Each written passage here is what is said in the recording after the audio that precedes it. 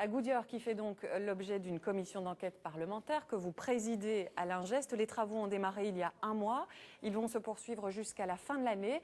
Alors, je suis allée à la sortie de l'usine d'Amiens Nord pour voir ce que pensent les salariés de Goodyear de cette commission. On les écoute et on en parle juste après.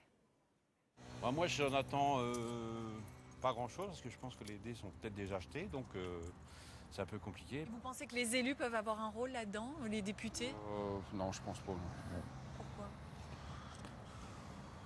Parce que c'est politique, ils s'en foutent en fait.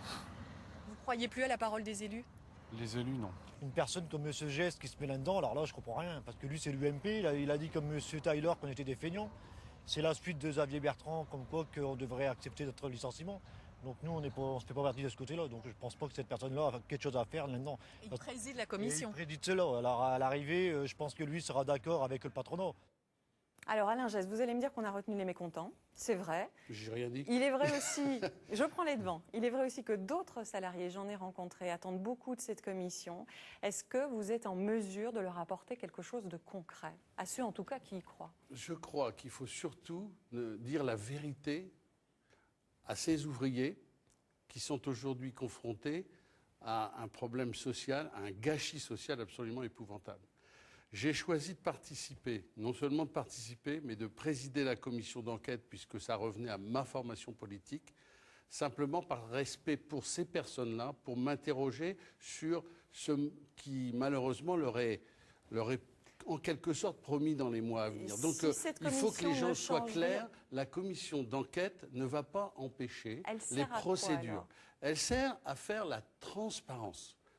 Pardonnez-moi de vous dire que depuis que nous avons commencé les auditions, nous avons déjà entendu un certain nombre de choses que je n'avais ni lues ni entendues précédemment. Par exemple, que le dialogue social est d'une dureté et d'une violence du fait d'un syndicat que deux des personnes auditionnées, syndicalistes par ailleurs, ont avoué, permettez-moi de terminer, ont avoué qu'elles avaient effectivement été victimes de menaces de mort. D'accord ? Donc ça, c'est quelque chose qui a été dit. Je ne l'avais lu nulle part avant.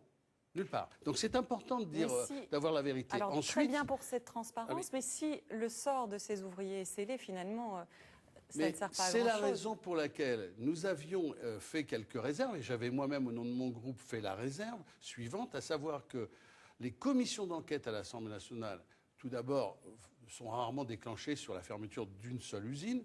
Et surtout, deuxièmement, il y a une séparation des pouvoirs dans le pays. Et lorsqu'il y a des procédures judiciaires en cours, il y en a 21, c'est difficile d'avoir une commission d'enquête. La commission d'enquête a été retenue puisque le garde des Sceaux, Mme Taubira, a balayé d'un revers de main les 21 procédures judiciaires en cours. Elle a dit c'est possible de faire la commission d'enquête.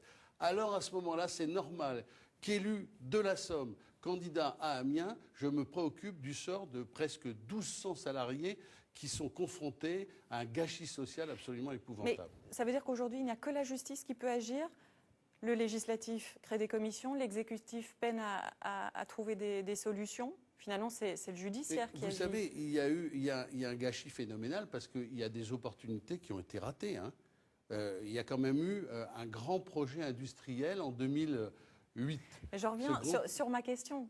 Est-ce qu'il n'y a que le judiciaire finalement qui peut agir sur ce genre de dossier? Il va de soi que l'issue est totalement dépendante des procédures judiciaires en cours et des plans sociaux qui ont été déposés, qui seront ou non acceptés.